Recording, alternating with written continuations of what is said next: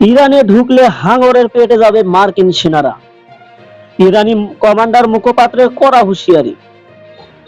ইরানে ঢুকলে হাঙরে পেটে যাবে মার্কিন সেনারা। ইসলামী প্রজাতন্ত্র ইরানে প্রবেশের চেষ্টা করলে মার্কিন সেনাদের উপসাগরের হাঙরের খাবারে পরিণত হতে হবে, এমন কঠোর হুঁশিয়ারি দিয়েছেন দেশটির খাতাম আল আম্বিয়া সেন্ট্রাল কমান্ডের মুখপাত্র ইব্রাহিম জুলফাকারি। আজ রোববার 29 মার্চ বিবৃতির মাধ্যমে তিনি অভিযোগ করেন, যুক্তরাষ্ট্রের প্রেসিডেন্ট ডোনাল্ড ট্রাম্প এবং ইসরায়েলের প্রধানমন্ত্রী বেনিয়ামিন নেতানিয়াহু জেনে শুনেই মার্কিন সৈন্যদের চরম ঝুঁকির মুখে ঠেলে দিচ্ছেন। জুলফাকারিয়া ট্রাম্পকে অস্থির ও মিথ্যাবাদী নেতা আখ্যা দিয়ে বলেন, তিনি বিশ্বজুড়ে ক্ষতি ডেকে এনেছেন এবং বর্তমানে নেতানিয়াহুর হাতে পুতুলে পরিণত হয়েছেন। একই সঙ্গে তিনি মার্কিন সামরিক কমান্ডারের প্রতি আহ্বান জানান, প্রেসিডেন্টকে সন্তুষ্ট করতে গিয়ে যেন সাধারণ সৈনিকদের জীবন ঝুঁকির মুখে না ফেলা হয়। এদিকে ইরানের নৌবাহিনী প্রধান শাহরাম ইরানি সতর্ক করে বলেছেন, মার্কিন রণতরী আব্রাহাম লিঙ্কন যদি তাদের ক্ষেপণাস্ত্রের আওতায় আসে তবে সেটিকে লক্ষ্যবস্তু করা হবে। পারস্য উপসাগর ও কৌশলগত হরমুজ প্রণালীকে ঘিরে উত্তেজনা যখন তুঙ্গে, তখন যুক্তরাষ্ট্রের সম্ভাব্য সীমিত স্থল অভিযানের পরিকল্পনার খবর পরিস্থিতিকে আরো জটিল করে তুলেছে। যদিও ওয়াশিংটন এখনো চূড়ান্ত সিদ্ধান্ত নেয়নি, তেহরানের শীর্ষ কর্মকর্তারা দাবি করছেন, যুক্তরাষ্ট্র একদিকে আলোচনার কথা বললেও অন্যদিকে গোপনে যুদ্ধের প্রস্তুতি নিচ্ছে। এই দ্বিমুখী অবস্থানের ফলে পুরো অঞ্চলে সরাসরি সামরিক সংঘাতের আশঙ্কা ক্রমেই বাড়ছে। সূত্র রিপাবলিক ওয়ার্ল্ড। এদিকে ইরানের জ্বালানি তেল ও খারক দ্বীপের নিয়ন্ত্রণ নিতে চাইছে ট্রাম্প। ইরানের সঙ্গে চলমান উত্তেজনার মধ্যেই যুক্তরাষ্ট্রের প্রেসিডেন্ট ডোনাল্ড ট্রাম্প নতুন করে বিতর্কের জন্ম দিয়েছেন। ব্রিটিশ সংবাদ মাধ্যম ফিনান্সিয়াল টাইমসকে দেওয়া এক সাক্ষাৎকারে তিনি ইরানের জ্বালানি তেল এবং খারক দ্বীপের নিয়ন্ত্রণ নেওয়ার আগ্রহ প্রকাশ করেছেন। ট্রাম্প বলেন, ইরানের তেল সম্পদের নিয়ন্ত্রণ নেওয়া তার সবচেয়ে পছন্দের কাজ হতে পারে। তিনি আরো ইঙ্গিত দেন, কৌশলগতভাবে গুরুত্বপূর্ণ খারক দ্বীপ দখলে নেওয়ার বিষয়টি যুক্তরাষ্ট্র বিবেচনা করছে এবং প্রয়োজনে সেখানে সাময়িক অবস্থানও করা হতে পারে। এ প্রসঙ্গে তিনি দাবি করেন, খারক দ্বীপে ইরানের প্রতিরক্ষা ব্যবস্থা দুর্বল এবং যুক্তরাষ্ট্র চাইলে সহজেই সেটি নিয়ন্ত্রণে নিতে পারে। ট্রাম্প ভেনেজুয়েলার পরিস্থিতির সঙ্গেও এর তুলনা টানেন। তার ভাষ্য অনুযায়ী ভেনেজুয়েলার জ্বালানি খাত নিয়ন্ত্রণে নেওয়ার মতো নীতি ইরানের ক্ষেত্রেও প্রয়োগ করা হতে পারে। উল্লেখ্য, ভেনেজুয়েলার প্রেসিডেন্ট নিকোলাস মাদুরোকে ঘিরে সাম্প্রতিক ঘটনাও আলোচনায় এসেছে।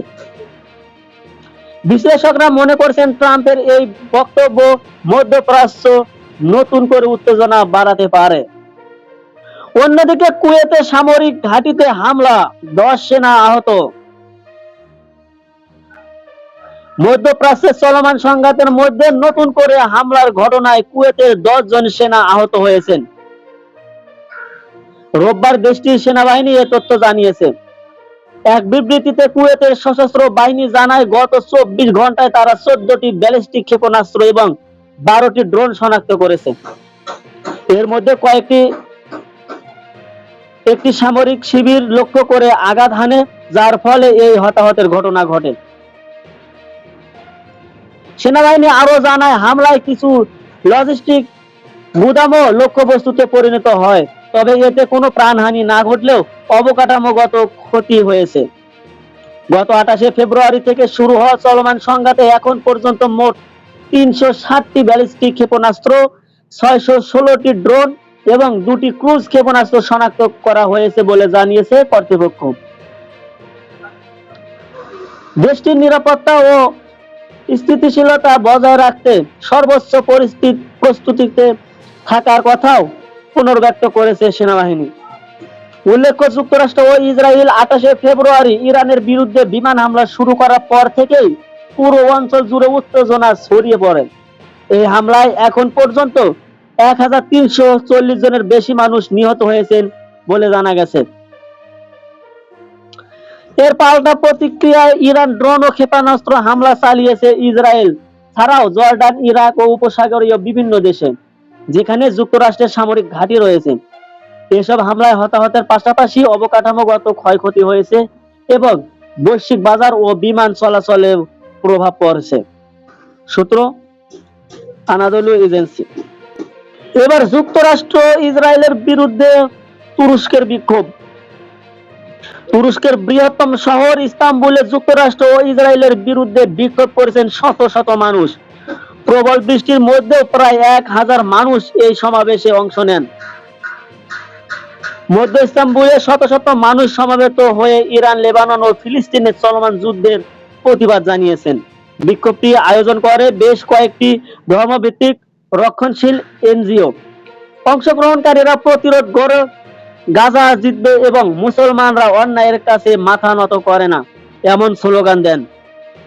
একই সঙ্গে খুনি ইসরায়েল, খুনি যুক্তরাষ্ট্র লেখা প্ল্যাকার্ডও বহন করেন তারা। বিক্ষোভকারীরা আল আকসা মসজিদ বন্ধ রাখার সিদ্ধান্তেরও সমালোচনা করেন।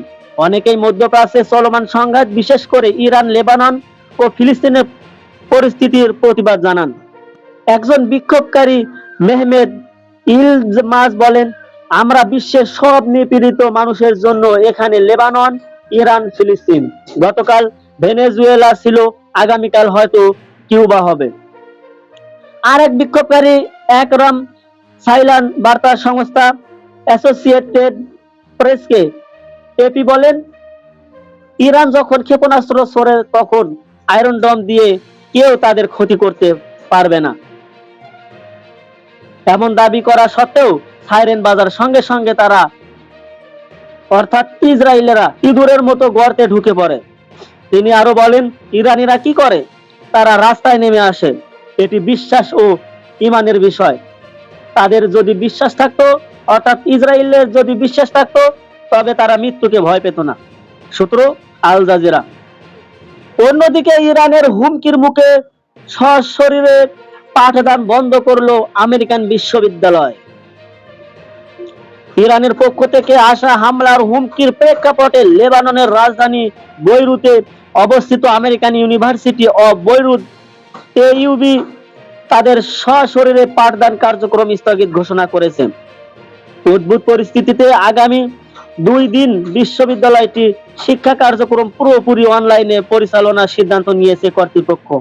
রোববার এক বিবৃতিতে বিষয়টি নিশ্চিত করা হয়েছে। বিশ্ববিদ্যালয়টির প্রেসিডেন্ট ফাদল খৌরি এক বার্তায় জানান, মধ্যপ্রাচ্যে অবস্থিত মার্কিন শিক্ষা প্রতিষ্ঠানগুলোর উপর সম্ভাব্য হামলার হুমকি সম্পর্কে তারা অবগত হয়েছেন। তিনি বলেন, সরাসরি আমাদের ক্যাম্পাস বা মেডিকেল সেন্টারে হামলার সুনির্দিষ্ট কোনো প্রমাণ এখনো পাওয়া যায়নি। তবে সর্বোচ্চ সতর্কতা হিসেবে সোমবার ও মঙ্গলবার সব ধরনের একাডেমিক কার্যক্রম অনলাইনে চলবে। এই সময়ে কেবল জরুরি সেবায় নিয়োজিত কর্মীরাই ক্যাম্পাসে উপস্থিত থাকবেন। এর আগে ইরানের প্রভাবশালী সামরিক বাহিনী ইসলামিক রেভলিউশনারি গার্ড কর আইআরজিসি মধ্যপ্রাচ্যে মার্কিন বিশ্ববিদ্যালয়গুলোকে লক্ষ্যবস্তু করার হুঁশিয়ারি দেয়। তাদের দাবি, সম্প্রতি যুক্তরাষ্ট্র ও ইসরায়েলের হামলায় ইরানের 2টি বিশ্ববিদ্যালয় ক্ষতিগ্রস্ত হয়েছে। এর পাল্টা জবাব হিসেবে এই হুমকি দেওয়া হয়েছে। ইরানি সংবাদ মাধ্যমে প্রচারিত আইআরজিসির বিবৃতিতে একটি আলটিমেটামও দেওয়া হয়েছে।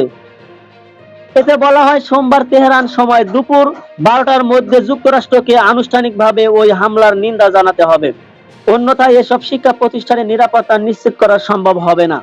এছাড়া নিরাপত্তার স্বার্থে বিশ্ববিদ্যালয়ের শিক্ষক, শিক্ষার্থী এবং আশপাশের বাসিন্দাদের ক্যাম্পাস থেকে অন্তত 1 কিলোমিটার দূরে অবস্থানের পরামর্শ দিয়েছে আইআরজিসি। উল্লেখ্য, লেবাননের আমেরিকান ইউনিভার্সিটি অব বৈরুত ছাড়াও মধ্যপ্রাচ্যের কাতার ও সংযুক্ত আরব আমিরাত সহ বেশ কিছু দেশে যুক্তরাষ্ট্রের নামী শিক্ষা প্রতিষ্ঠানের শাখা রয়েছে। বর্তমান পরিস্থিতিতে পুরো অঞ্চলের মার্কিন সংশ্লিষ্ট প্রতিষ্ঠানগুলোতে উদ্বেগ ছড়িয়ে পড়েছে।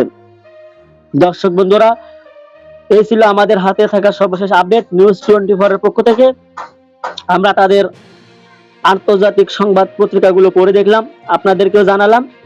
যারা যারা এতক্ষণ পর্যন্ত ভিডিওটি দেখলেন তাদেরকে অসংখ্য ধন্যবাদ।